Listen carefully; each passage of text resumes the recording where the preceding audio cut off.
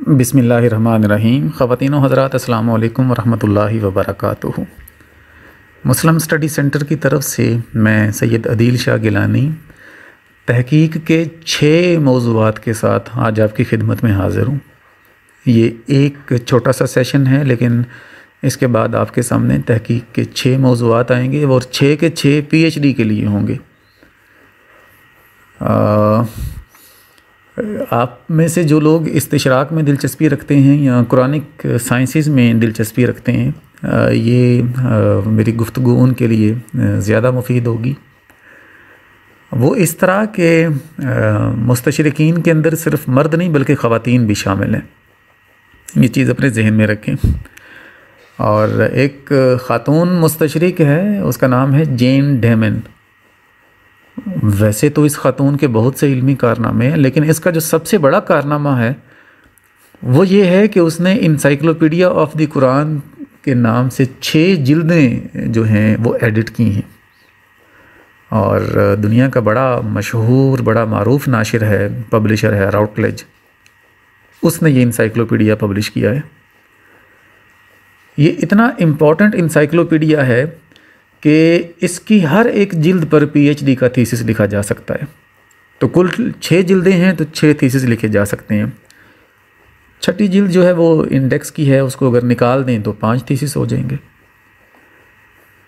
अब करना ये है कि अगर आप PhD को पढ़ा रहे हैं, किसी यूनिवर्सिटी के निगरान हैं थीसिस के, तो आप एक एक स्टूडेंट को एक एक जिल्द दे दें, उससे कहें कि तर्जुमा करो, और फुट नोट में साथ साथ जहाँ तज्ज़िया करना है, जहाँ नक़द करना है, वो नक़द भी करो।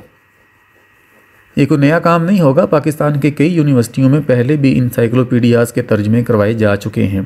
पेशावर यूनिवर्सिटी में तो मैंने ख़ुद देखे हैं कि एक एक स्टूडेंट को इंसाइक्लोपीडिया की एक एक जिल्द दी गई और उनसे कहा कि इनका तर्जुमा करें और जहाँ नक़द हो सकता है वहाँ नक़द करें। तो ये जो इंसाइक्लोपीडिया ऑफ द कुरान है 6 जिल्दों वाला, अभी तक इसका उर्दू ज़ुबान में तर्जुमा नहीं हुआ। तो आप अगर इसका तर्जुमा कर देंगे तो एक बेहतरीन जो इंसाइक्लोपीडिया है, शायद 5 या 600 लोगों ने मिलकर इसको तैयार किया है, अगर मेरी मालूमात गलत नहीं है तो उन 500-600 लोगों की जो मेहनत है ना, वो उर्दू के अंदर ट्रांसलेट हो जाएगी।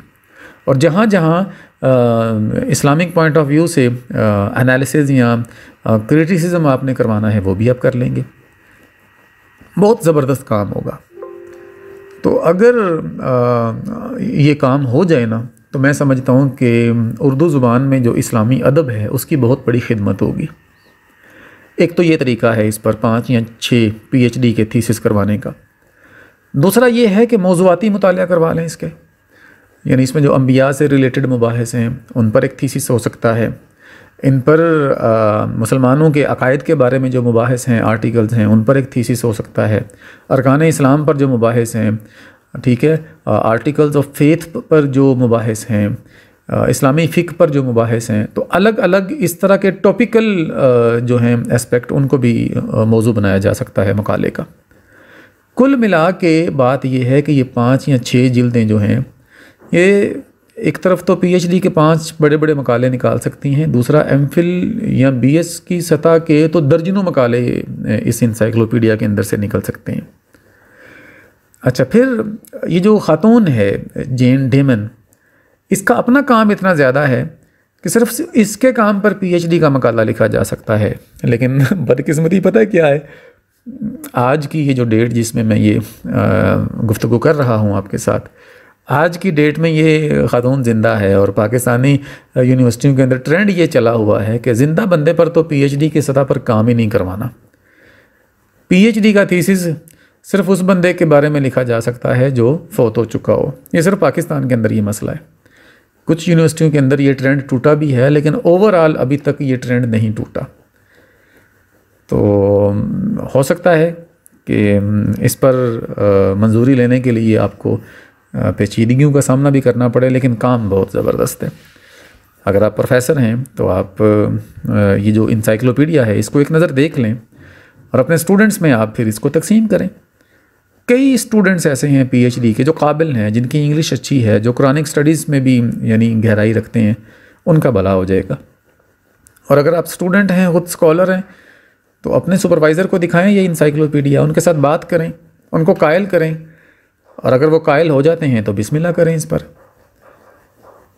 और इस ज़िम्न में अगर आपको मुस्लिम स्टडी सेंटर की तरफ से किसी किस्म की कोई खिदमत चाहिए तो आप रब्ता करें, इंशाल्लाह जहाँ तक मुमकिन होगा आपके साथ कोऑपरेट किया जाएगा, लेकिन काम बहुत ज़बरदस्त है।